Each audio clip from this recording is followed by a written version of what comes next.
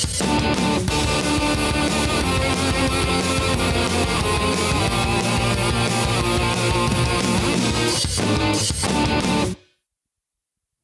everyone, welcome back to the Bison video blog. Along with Jeff Kolpack, the esteemed FCS leader in coverage, I'm merely Izzo, along for the ride as always, as we continue our countdown of breakthrough athletes for NDSU in 2016. If you missed 3 through 5, what are you doing? Second off, you can click on the Bison video blog and check out all our past posts. We're up to number 2, and this is another guy who played as a true freshman in 2015.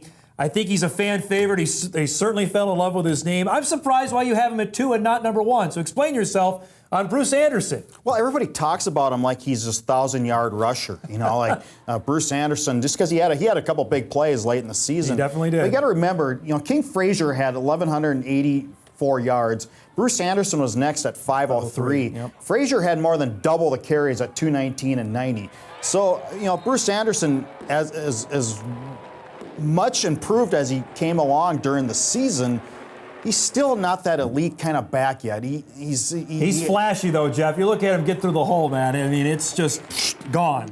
Again, we're talking about Dimitri Williams. Yeah. It's a little potential thing here too. Remember when Bruce Anderson signed a letter of intent and came to NDSU, he just turned 18. Yes.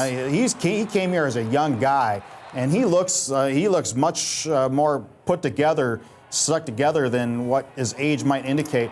Curious to see what an offseason will present with this guy. And here is where he's a difference maker in the kick return game. We saw it happen there. It changed the momentum, started that game at Youngstown State. Of course, Jeff, he's able to do this with his legs. Just a massive hole, and then he nearly scored a touchdown on this play. He's got that speed, and you can't coach speed. I always thought Lance Dunn would be the guy that would do that during the season, too. Yeah. But it turned out to be the true freshman. And then this happened in the playoffs. And this is why everybody thinks that look out for 2016, because who's going to kick to him now after seeing what he did to Montana and Northern Iowa in the playoffs last year? Yeah, well, we'll see who the other kickoff returner is. Probably getting a lot of touches. Maybe Dimitri Williams. That could be. Or Ty Brooks, I think. Could be him, too.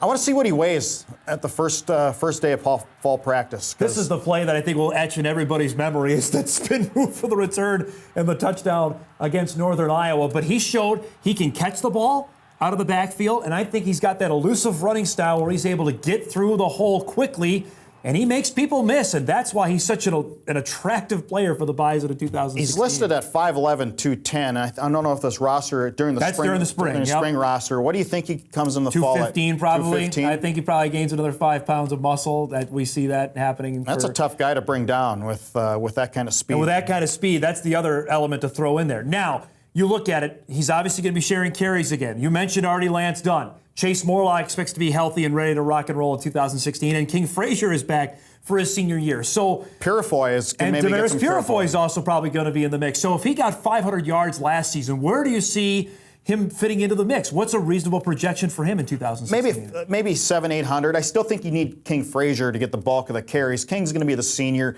It's his last shot. As is Morlock, too. You give him. But Morlock's going to be more the X factor. The Swiss Army knife kind of guy? The Swiss Army knife. The Big E. He's Big E's favorite player because he plays so many positions. When you look, I also look at, though, for defenses, he is not going to surprise anybody. He snuck up on every defense, I think, last season. That's not going to be the case. So I'm wondering how he takes his game to the next level, knowing that defenses are going to be, when 42's on the field, they're going to know where he's at. A big stat to look forward this year, I think, is if Easton Stick completes 65% of his passes, and then you're going to see a pretty good running game. That's always good to the West Coast offense. You can't stack it up. That's the number that they like to hit for quarterbacks. He's one of the fan favorites. He'll be fun to watch in 2016, staying healthy as running back Bruce Anderson. Number 2 on our list of breakthrough players in 2016.